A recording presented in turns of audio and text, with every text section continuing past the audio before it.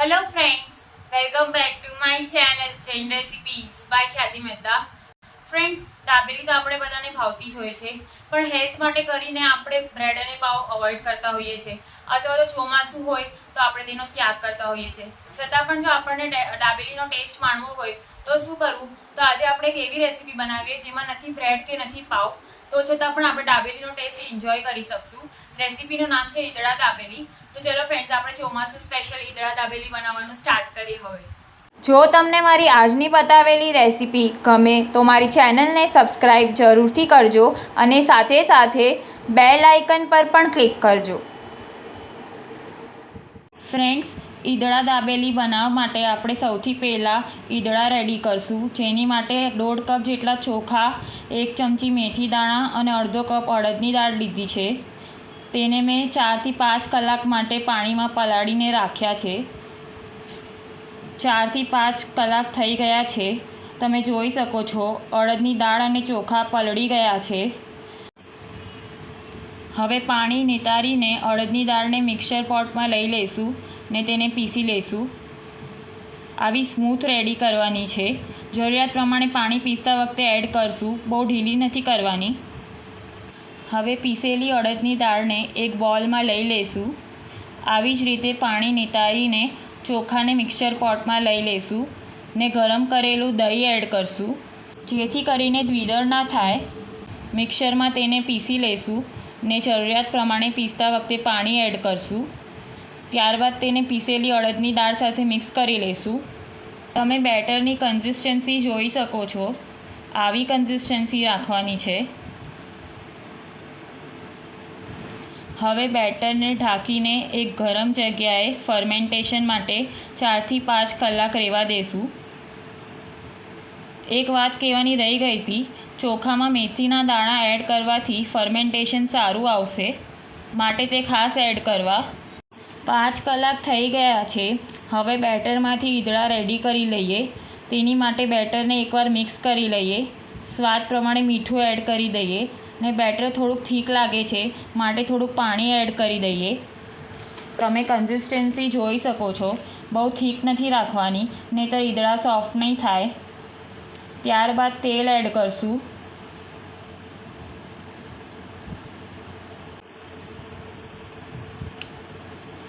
સાથે સાથે 1 teaspoon soda add કરશું અને તેના પર 2 ચમચી જેટલું ગરમ પાણી એડ કરશું, જેનાથી સોડા બરાબર એક્ટિવેટ થઈ જાય. આપણે ઈદડાને સ્ટીમ કરવા માટે જે ગરમ પાણી મૂક્યું છે એમાંથી જ 2 ચમચી જેટલું ગરમ પાણી મેં લીધું છે. હવે બધું પ્રોપરલી ઝડપથી મિક્સ કરી લઈશું અને ઈદડા બનાવવા માટે મેં આવો સ્ક્વેર શેપનો મોલ્ડ લીધો છે. જો તમારી પાસે આવો મોલ્ડ ન હોય તો તમે થાળીમાં પણ ઈદડા મૂકી શકો છો. મોલ્ડને મેં ઓલરેડી તેલથી ગ્રીસ કરી લીધું છે. હવે બેટર તેમાં એડ કરશું. ઈદડાની થિકનેસ 5 ઇંચથી થોડીક વધારે થાય એટલું બેટર આપણે એડ કરવાનું છે. પ્રોપરલી ટેપ કરી દઈશું ને ઉપરથી મરી પાવડર સ્પ્રિંકલ કરી દઈશું ને હવે ઈદડાને સ્ટીમ કરવા માટે મૂકી દઈએ. 10 મિનિટ માટે આપણે ઈદડાને સ્ટીમ થવા દઈશું ને પછી ચેક કરશું.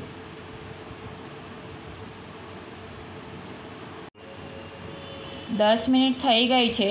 હવે આપણે નાઇફથી ચેક કરી લઈએ. તમે જોઈ શકો છો નાઇફ ક્લીન આવે છે, એટલે ઈદડા બનીને રેડી છે. હવે તેને આપણે ઠંડા થવા દઈશું, પછી ડિમોલ્ડ કરશું. ત્યાં સુધી આપણે દાબેલીનું સ્ટફિંગ રેડી કરી લઈએ. તેની માટે એક બોલમાં દાબેલીનો મસાલો, ધાણા જીરું, લાલ મરચું, હળદર અને સાકર એડ કરશું. ત્યારબાદ તેમાં 2 ચમચી જેટલું પાણી એડ કરી તેને પ્રોપરલી મિક્સ કરી લઈશું. એક કઢાઈમાં તેલ ગરમ કરવા માટે મૂકશું. ત્યારબાદ તેલ ગરમ થઈ જાય પછી બનાવેલો મસાલો એડ કરશું.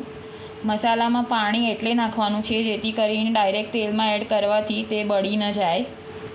મિક્સ કરી લઈશું. ત્યારબાદ ખજૂર, ગોળ ને આમલીનો પલ્પ એડ કરશું. પ્રોપરલી મિક્સ કરી લઈશું ને તેલ છૂટું પડે એટલે આપણે બાફેલી અને સ્મેશ કરેલી કાચી કેળા એડ કરશું.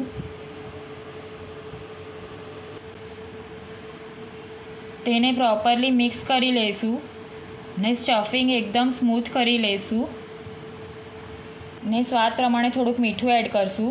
કાચી કેળાને બાફતી વખતે પણ મેં મીઠું એડ કરેલું, તો ટેસ્ટ કરીને એડજસ્ટ કરી લઈશું. હવે સ્ટફિંગને પ્રોપરલી મિક્સ કરી લઈશું અને એકદમ સ્મૂથ કરી લઈશું. કાચી કેળાના જે ગાંઠા છે તે દબાવીને સારી રીતે મિક્સ કરી લઈશું. તેની માટે જરૂરિયાત પ્રમાણે થોડુંક પાણી એડ કરશું. હવે મને દાબેલીનો મસાલો થોડોક ઓછો લાગે છે, તો આપણે તે એડ કરશું ને સાથે સાથે થોડુંક પાણી પણ એડ કરશું, જેથી કરીને મસાલો પ્રોપરલી સ્ટફિંગમાં મિક્સ થઈ જાય. પ્રોપરલી મિક્સ કરી લઈશું. સ્ટફિંગ બનીને રેડી છે ને ઈદળા ઠંડા થઈ ગયા છે, તો હવે આપણે તેને ડિમોલ્ડ કરી લઈએ. મોલ્ડની ચારેય બાજુ નાઈફ ફેરવી લઈશું ને તાવીતાની હેલ્પથી ઈદળાને ડિમોલ્ડ કરી લઈશું. ઈદળાને કટ નથી કરવાના. ઈદળા આપણા ડિમોલ્ડ થઈને રેડી છે. હવે તેને આપણે એક પ્લેટમાં લઈ લઈએ. તમે ઈદળાની થિકનેસ જોઈ શકો છો, આવી થિકનેસ રાખવાની છે.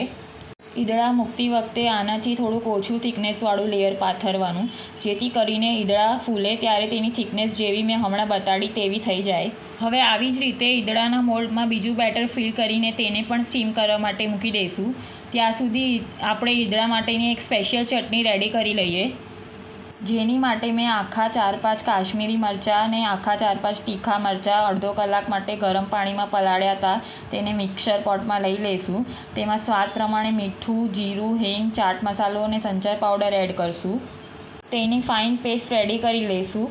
આપણી તીખી ચટણી બનીને રેડી છે, જેને બહુ પતલી નથી રાખવાની. રેડી કરેલા બેટરમાંથી મોલ્ડ પ્રમાણે ટોટલ 3 ઈદળાની ડીશ બનીને રેડી થઈ છે. હવે આપણે ઈદળા દાબેલીને અસેમ્બલ કરીએ, જેની માટે એક ઈદળાના લેયર પર તીખી ચટણી સ્પ્રેડ કરશું. ત્યારબાદ આપણે જે સ્ટફિંગ રેડી કર્યું હતું તે પણ સ્પ્રેડ કરી દઈશું.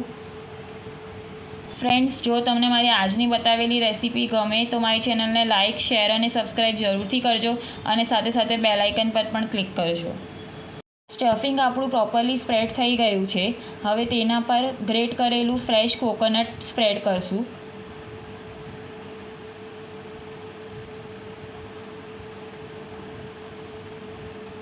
તેના પર મસાલા સિંગ એડ કરશું, જેની રેસીપીની લિંક તમને મારા ડિસ્ક્રિપ્શન બોક્સમાં મળી જશે.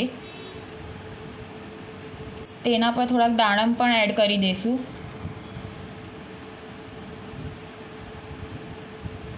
આવી રીતે ચમચીથી થોડુંક પ્રેસ કરી લઈશું, જેથી કરીને દાડમ, મસાલા સિંગ, ટોપરું બધું સ્ટફિંગ પર પ્રોપરલી ચોંટી જાય. હવે ઈદળાના બીજા લેયર પર પણ તીખી ચટણી સ્પ્રેડ કરશું ને તેને સ્ટફિંગની ઉપર કવર કરી દઈશું. ત્યારબાદ ઉપરના ભાગ પર પણ તીખી ચટણી સ્પ્રેડ કરશું. ત્યારબાદ સેવ અને ગ્રેટ કરેલું ફ્રેશ કોકોનટ એડ કરીને ઈદળા દાબેલીને ગાર્નિશ કરી લઈશું.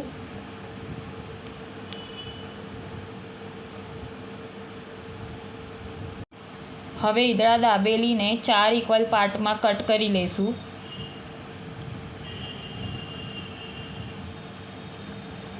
આપણા પાસે ઈદળાનો એક લેયર અને સ્ટફિંગ જે રેડી કર્યું હતું તેમાંથી અડધું સ્ટફિંગ બાકી રહ્યું છે, તો તેમાંથી ઈદળા દાબેલીના હજી બીજા 2 પીસ બનીને રેડી થઈ શકશે.